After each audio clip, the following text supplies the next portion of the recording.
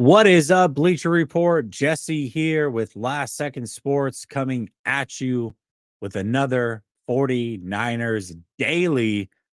And today I come with some bad news, but the more that I dug into it, it's not the worst thing in the world. We're going to talk about Deommodore Lenoir getting arrested in Los Angeles. We're going to talk about whether the 49ers should or shouldn't go all in for this year. We're going to talk about a couple players that I believe can break out. We're also going to talk about Alfred Collins and why he has not yet signed his contract. And then we're going to get into Gronkowski and what he had to say about George Kittle. But let's not belabor the point. The thumbnail, the title, everything has to do with Deommodore Lenoir. Now, obviously, this is coming at you live at 9 p.m. Eastern. It's been many hours since we've heard the news with Deommodore Lenoir, and a lot more facts have come out, which, listen, to me, that's great because it's not about necessarily being first, but knowing everything that goes into it. I will say this, Deommodore Lenoir, I'm an Oregon Ducks fan. I've said it a million times. He was a great, great kid when he was in Oregon. He's been nothing but an awesome player for the 49ers. Absolutely deserved the contract that he got. And I'm looking forward to his future with the 49ers and in the NFL. What happened in LA? We don't necessarily know everything. We'll see, how the trial goes or what have you. His court date goes in late July, assuming that actually happens. And then what the NFL decides to do, which is really the biggest thing here, because when you're looking at crimes committed, this is about as low level as you can possibly get. Here's what happened if for some reason you haven't heard. Deommodore Lenoir and his friend were double parked in Los Angeles. It caused some attention by the police. The police came up on the vehicles. They recognized that not Deommodore Lenoir's car, but his friend had a firearm in the car. At that point, they took his friend into custody or tried to and wanted access to his car. He tossed his keys to Deommodore Lenoir. The police officers asked for the keys from Deommodore Lenoir. He refused to give them to the police and then tossed them to another friend of theirs. And that resulted in him being arrested. He was let go early in the morning on Friday and now has a court date at the end of July. Again, when you look at this, this is a misdemeanor. I think there's a good chance that the charges get dropped altogether. It's not even a full obstruction of justice that he's getting charged with. I mean, this is a real petty thing. I think, as I read through this, and again, maybe more details will come out. We'll see. If anything, I think Deommodore Lenoir is guilty of having friends with bad judgment. And that also means his judgment wasn't the best. If you know that your friends have firearms, which maybe he did, maybe he didn't, again, it wasn't his vehicle. Playing a little keep away from the police, stupid. It's silly. No reason to get yourself caught up in your friend's petty business that's happening. You've got way more to lose. But ultimately, in the grand scheme of things, if this is all it is, it's stupid. It's silly. It's petty. Not that big of a deal. I don't think it says anything into Deommodore Lenoir's character. I don't think any less of what Deommodore Lenoir is or what I've always thought of him going back to Oregon. I still think he's a guy that has his head screwed on straight. Had a moment where he had a lapse in judgment. And I guess really what I'm looking for here is I hope that he doesn't get a suspension for this. That is the hope. We'll see how it plays out here. But if he gets suspended, that's one of those things that you just got to use better judgment, Demo. I mean, that's just what it is. And you look at a team that this offseason has really tried to avoid distraction. And when you really think about the Kyle Shanahan, John Lynch era going back to 2017, they have done a fantastic job in building these rosters of guys who love football not getting in trouble off the field. And this is one of those silly things that, again, not the biggest deal when it comes to committing a crime, but it is a big deal when it comes to not being a distraction and trying to uphold what the 49er way is. And I've got to imagine that Diomedar Lenore feels silly about the whole situation. I highly doubt he'll find himself in that situation again.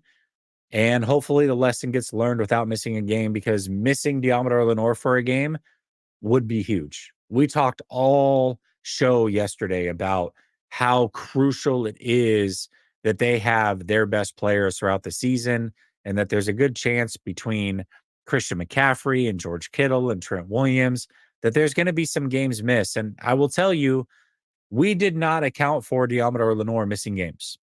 We already know that Malik Mustafa and Brandon Ayuk are most likely going to miss games, and that's going to be tough as is. Those other players that we talked about are most likely going to miss games. That's going to be tough. You cannot have Diomedar Lenore missing a game or multiple games because of something stupid like this when injuries already happened. So hopefully it doesn't come to that. That's really the biggest thing here. Diomedar Lenore is not going to be in any serious trouble. Again, the charges may even get dropped. Who knows how this whole thing plays out? But the other thing to look out for, and I don't know for sure if he even has to show up to the court date or if he can just have his legal representation do it, what have you. But the court date is, I believe, 3 days after the start of training camp. So assuming that court date holds, and if he has to show up, that's a day where if they have practice, he would potentially miss practice that day, because he has to attend court. So just stupid stuff. Again, I think he's an intelligent, well thought young man. And I think that this will be a blip on the radar of his career that is ultimately a brilliant career, a good 49er career. And hopefully it doesn't result in a suspension, and he learns his lesson. He learns from it. And I expect that he will. So I will say, when the news first dropped, a little bit scary. You just see that he was arrested and there's a firearm involved, and you're like, oh my gosh, what are we doing? Like, what kind of trouble has he gotten himself into? And then you realize that he was playing keep away with car keys. It's like, all right, well, you can't help but to chuckle at it, but it's still stupid. You know what I mean? So, anyways, that is the details on what's going on with Diomedar Lenore. We'll see how things are moving forward. And once again, hopefully he's not suspended. All right. There's been a lot of conversation on whether the 49ers should go all in or should they not. And I think there's a couple cases that you can make as to why they should and why people think that they should. Number one, the Super Bowl is at Levi Stadium this year. Nothing greater than playing in a Super Bowl in your own stadium. Like, we've seen it happen pretty recently over the last couple of years. I think it was the Rams were the first team to actually win a Super Bowl in their stadium, and then the Bucks did it the very next year, which is kind of crazy. But yeah, I mean, not many things cooler than playing in a Super Bowl in your own stadium. So that's number one. And number two, you do have some players in Trent Williams and George Kittle and Christian McCaffrey that their careers are closer to the end than the beginning. That is for sure. And it would be nice to get them a Super Bowl ring, especially George Kittle. I mean, a lifetime 49er. He's been there twice, unable to cash in. And so you look at it and it's like, well, those guys are on a timeline where they're trying to win now. And the 49ers are certainly not trying to throw games or not make the playoffs or anything like that. They're going to do their best to compete. But going all in is a whole different thing. Going all in, this is the way I look at going all in. When I hear going all in, I immediately think sacrificing your future. Like, you believe you got a team that's right there on the precipice of winning, and that means you're going to sacrifice a season or two by going all in now to try to get a Super Bowl trophy. That's historically what all in means. And I believe that's what the 49ers really did over the last couple of years. And that's why they're in this situation now where they're seemingly taking a bit of a backstep here, really to kind of reset rosters, reset salaries, get younger, all that. So to me, in order to go all in, first of all, I don't know that there's a player or players on the open market that would constitute going all in. I think players that are on the open market right now, you're going to spend a lot of money for 1 year rentals and you're going to mortgage your future potentially. And they're not the type of guys that are going to move the needle for you to win a Super Bowl. Like those guys that are out there, there's still some big names left, by the way, that are out there on the open market. There's a Simmons, there's a Keenan Allen and an Amari Cooper. Like these are names that we recognize, but those guys are not going to be the difference in making it to the playoffs and winning a Super Bowl. Right? Like those are guys that if you have a team that's already a Super Bowl contender and maybe you have a player go down, like those are the guys that you call midseason and say, hey, we lost our number 2 wide receiver and we would like to have you come in and take the spot of that injured number 2 wide receiver. Like that's what we're talking about here. So for me, that's the type of player that a Keenan Allen or an Amari Cooper is. So yes, those guys are available, certainly, but not necessarily ideal to. There we go. My computer screen was going crazy there, and I realized that my mic was touching everything. It was a little weird. Anyways, but those are the types of guys that will get a job, in training camp or later in the season because a player goes down with an injury. I could see the 49ers potentially bringing in a guy like Simmons, a veteran safety, later in training camp if Malik Mustafa is not going to be back by week 1, which I think there's a big chance that is going to happen. I mean, I wouldn't be shocked if he missed week 1 by any means. So to me, I don't know at this point in the season if there's off season, if there's an all in move you can make. Now, if the 49ers, we get 6 weeks into the season and the 49ers are 5-1, and it looks like they have an opportunity here to make a real run, like teams in the NFC aren't living up to expectation and maybe there's some injuries or what have you. Certainly would I say, hey, you got $40+ million and you've got some draft picks here that can go out and land X player that can potentially make you better and push you in the direction of a Super Bowl. I'm definitely open to that. But at this point in the offseason, I don't see the point. And I certainly don't want to mortgage the future for it. That's not going to happen. The last thing I want to do is give up assets, go get a 35-year-old player to go make a run for a half a season, ultimately to fall short, and then now you've burned assets. No, that's not what I'm trying to do here. If you're going to go make a trade, something like the Christian McCaffrey trade, you're looking for a player that can come in, make a difference, be a part of this team for multiple years, and try to continue to make a run. So that's when I hear all in, like that's the type of stuff that I'm looking for. So I think right now, going all in, quote unquote, all in, I don't know that the players are out there to make that move, one. And two, this team taking this quote unquote step back, that happened because you already went all in. So doing that again doesn't make any sense to me. So I am with not going all in and seeing where this team is 6-8 weeks into the season. And then if the opportunity arises, go ahead, take it, and we'll see how it plays out. All right. Breakout players. I've got 2 players that I think are going to break out this year. Like if I have to put money on one player on offense and one player on defense, then these are the 2 players that I'm going to go with.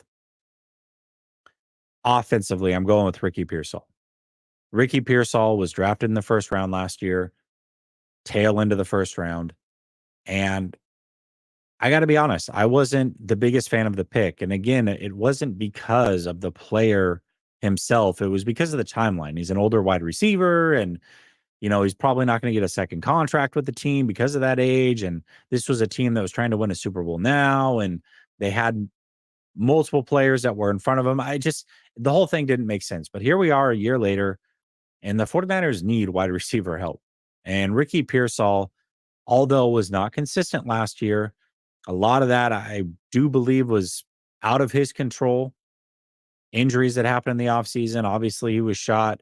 And then just the players that were in front of him.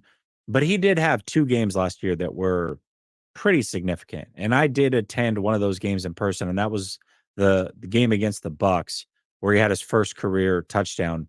And Ricky Pearsall has the ability to be a playmaker in this league. Now, I don't think that he'll ever be a number 1, but he can be a heck of a number 2. I do believe that.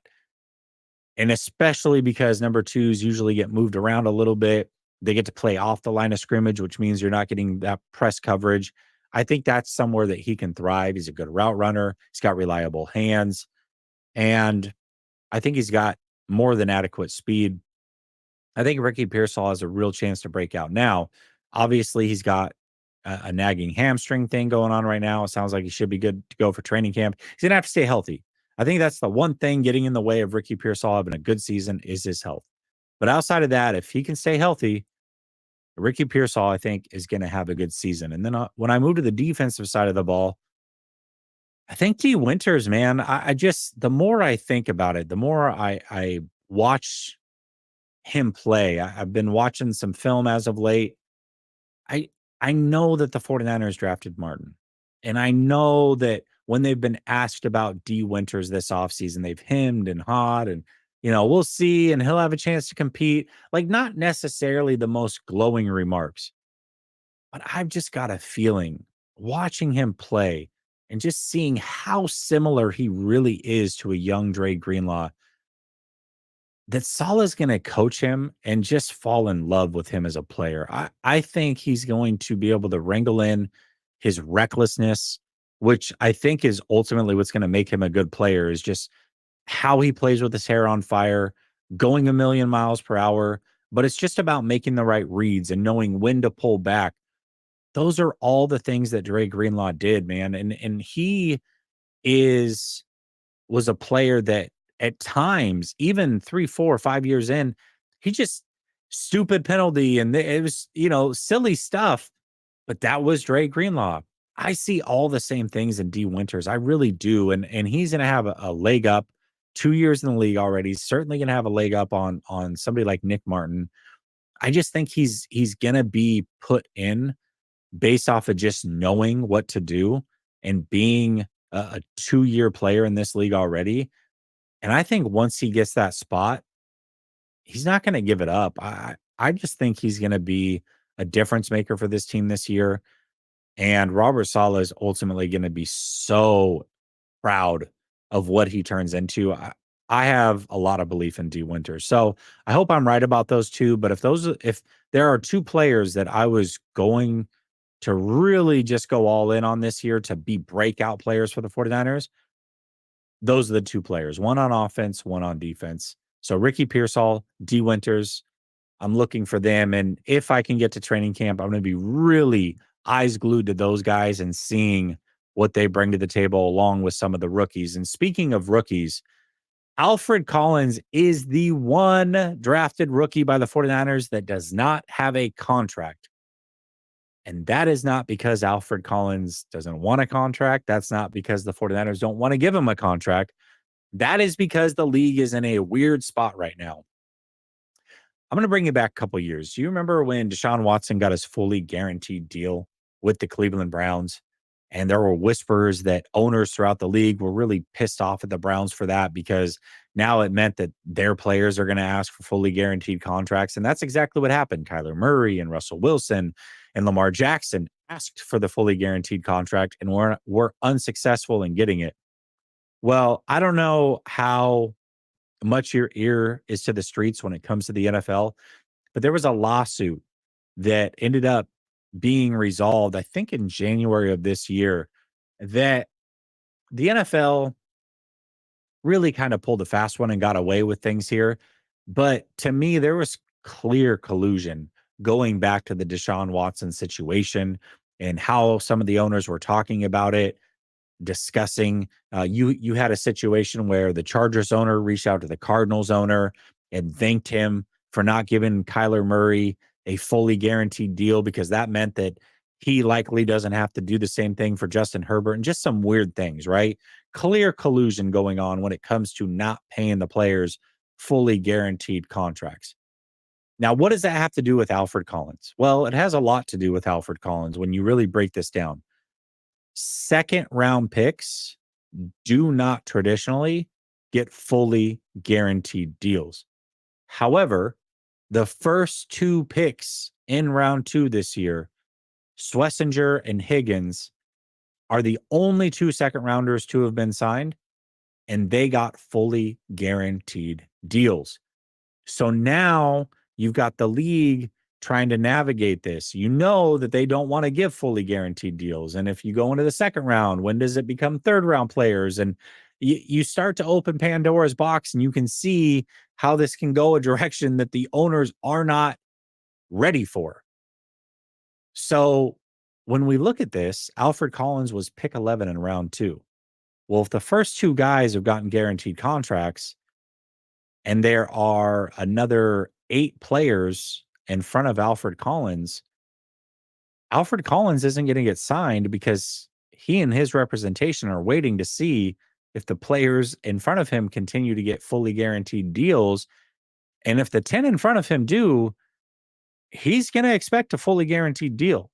And you got to imagine that a holdout could happen if he doesn't get it. Now, I ultimately don't think we'll get to that. I think that the 49ers will get him signed before training camp starts, but some dominoes across the league have to fall because the 49ers, as much as Alfred Collins and his representation are looking to see if those other guys in front of him, the other 8, get fully guaranteed deals, the 49ers are wondering the same thing. They're not going to jump out of line and give a fully guaranteed deal. They don't want to give fully guaranteed money. But if the other 8 get it, then they're going to have to. So I think everybody's kind of playing a game of chicken here to figure out. And it's not just Alfred Collins. No other second round pick has been signed except for those 2.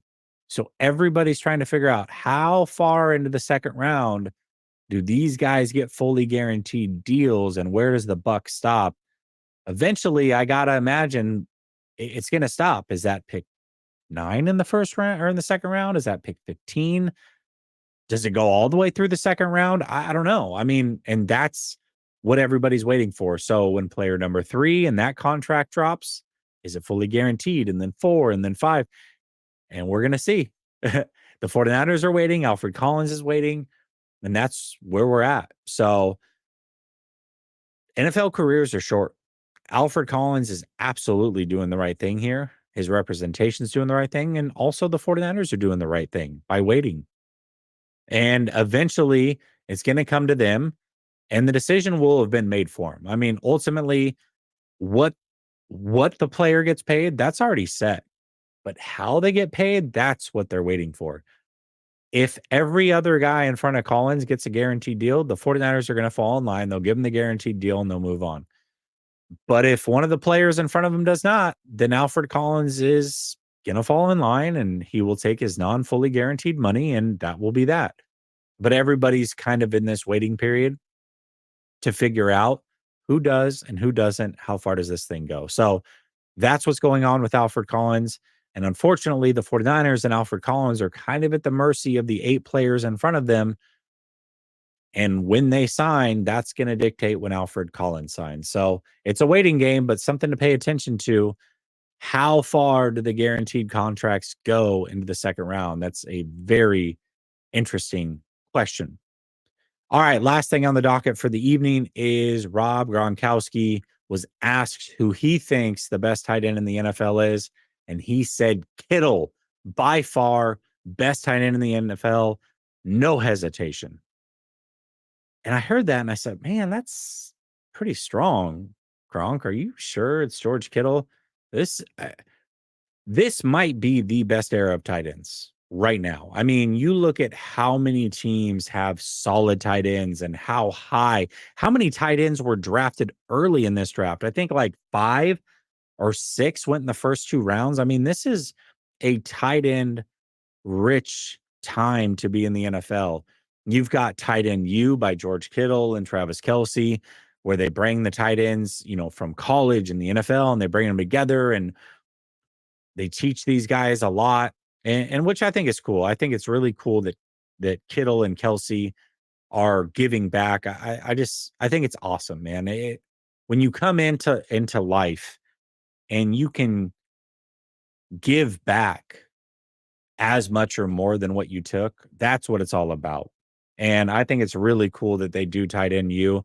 But with that means that there's a lot of good young tight ends. There's a lot of good tight ends in the NFL. I mean, most teams have a pretty proficient tight end. And the ones that don't are, it's like, man, what are you living in the 80s here? What's going on? Like, now there have been some great tight ends, don't get me wrong, but this many in the league at one time, this is as good as it gets. So when I heard Kittle by far, no question, I was like, man, I don't know about that, but he's right. He's absolutely right. Kelsey is not Kelsey anymore. He's 35 years old, clearly took a step back last year. He's not even probably a top 5 tight end anymore. And it happens quickly, and it can happen quickly for Kittle, who's, 32 himself. However, who really else could lay claim to best tight end in the NFL? As good as the tight ends are, there's only 2 names, in my opinion, outside of Kittle that you can think of. One is Brock Bowers, who obviously awesome, awesome season. I mean, he looks like he's going to be an amazing tight end. But we're talking about 1 year, 1 year of high play.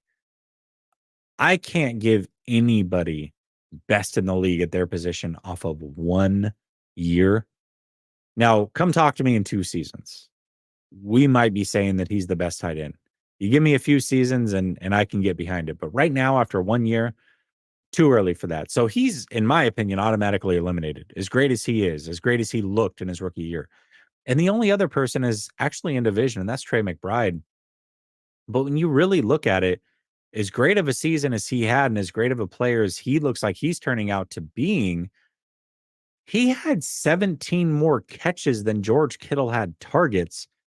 And he only had like 40 more receiving yards and had less touchdowns than George Kittle. So you look at the production that George Kittle produced as a receiver compared to the amount of targets, George Kittle's the best. And then we haven't even talked about blocking, which is half the game. I mean, that's half of it. And George Kittle's a phenomenal blocker to a detriment, really. The reason he has 17 less catches than McBride, or excuse me, targets, not catches, 17 less targets than McBride had catches is because he's a phenomenal blocker. Like, he's so good at blocking that it takes away from his receiving game. George Kittle's the best tight end in football right now. And that's insane to say for a player at his age. But, that's something that we were able to say about Travis Kelce a couple years ago. Best tight end in football, also 32 years ago, or 32 years old, just like George Kittle. So George Kittle, and I think, believe it or not, this could be George Kittle's most productive receiving year. I really believe that. I think when you look at some of the injuries going into the season with the wide receivers of the 49ers, some of the uncertainty there, I know the 49ers are talking about, or Kyle Shanahan has talked about, reserving the energy of CMC and trying to keep him healthy. To me, all this leads to is George Kittle getting more targets. And then you add in the fact that they paid money for a pure blocking tight end. They want to get George Kittle out in routes. And they realize that George Kittle might have to be the biggest part of the passing game this season. And that can result in George Kittle having the best year of his career. So I think the best might be yet to come for George Kittle over the next year or two. So looking forward to that. But I agree, Rob Gronkowski, George Kittle, certainly the best tight end in football in today's game. All right. I hope you all have a blessed weekend. Thank you so much once again for tuning into another 49ers Daily. This is Jesse with Last Second Sports signing off. Stay blessed, stay safe, have a great weekend, and we will talk next Thursday. Peace out, Bleacher Report.